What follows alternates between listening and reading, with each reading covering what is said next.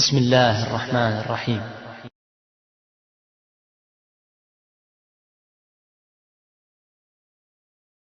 حضرت لقمان کی ایمان افروز نصیحتیں۔ حضرت لقمان کا تعارف۔ حضرت لقمان کے تعارف میں پہلا سوال یہ پیدا ہوتا ہے کہ آپ نبی تھے یا اللہ کے نیک بندے؟ تو اکثر حضرات فرماتے ہیں کہ آپ نبی نہ تھے، پرہیزگار ولی تھے۔ ابن عباس رضی اللہ عنہ سے روایت ہے کہ آپ حبشی تھے اور بڑھئی تھے۔ سید رحمت اللہ علیہ فرماتے ہیں آپ مصر کے رہنے والے حبشی تھے۔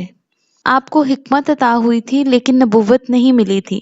حضرت لقمان جو حبشی غلام بڑھئی تھے، ان سے ایک روز ان کے مالک نے کہا کہ بکری ذبح کرو اور اس کے 2 بہترین اور نفیس ٹکڑے گوشت کے میرے پاس لاؤ۔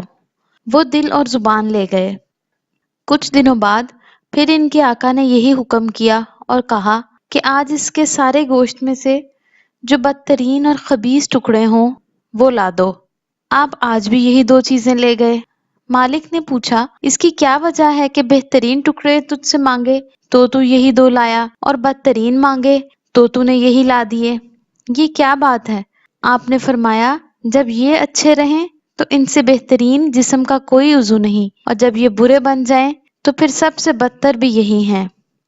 حضرت مجاہد رحمت اللہ علیہ کا قول ہے کہ آپ بنی اسرائیل میں قاضی تھے۔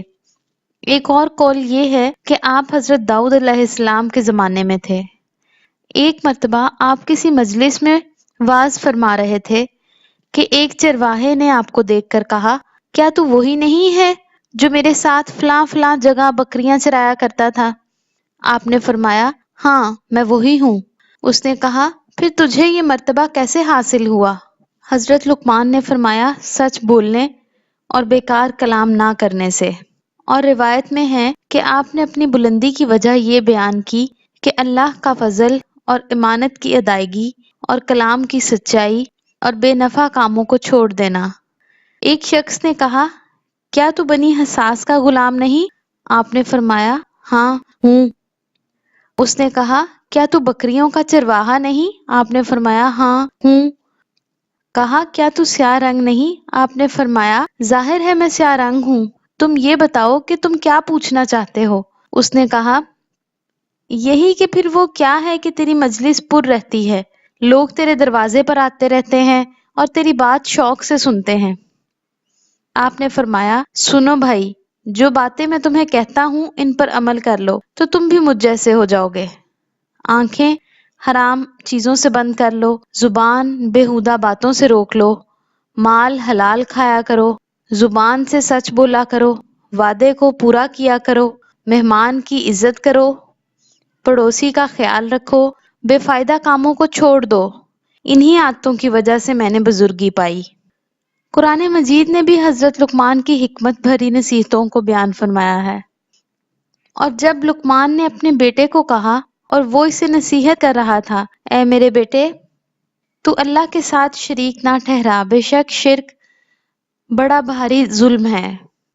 پیارے بیٹے اگر کوئی چیز رائی کے دانے کے برابر ہو، پھر وہ خواہ کسی چٹان میں ہو یا آسمانوں میں ہو یا زمین میں ہو، اسے اللہ تعالیٰ ضرور لائے گا۔ اللہ تعالیٰ بڑا باریک بین اور خبردار ہے۔ اے میرے پیارے بیٹے تو نماز قائم رکھنا، اچھے کاموں کی نصیحت کرتے رہنا، برے کاموں سے منع کیا کرنا، اور جو مصیبت تم پر آ جائے صبر کرنا۔ یقین مان کہ یہ بڑی ہمت کے کاموں میں سے ہے۔ لوگوں کے سامنے اپنے گال نہ پھلا اور زمین پر اترا کر نہ چل۔ کسی تکبر کرنے والے شیخی خورے کو اللہ تعالیٰ پسند نہیں فرماتا۔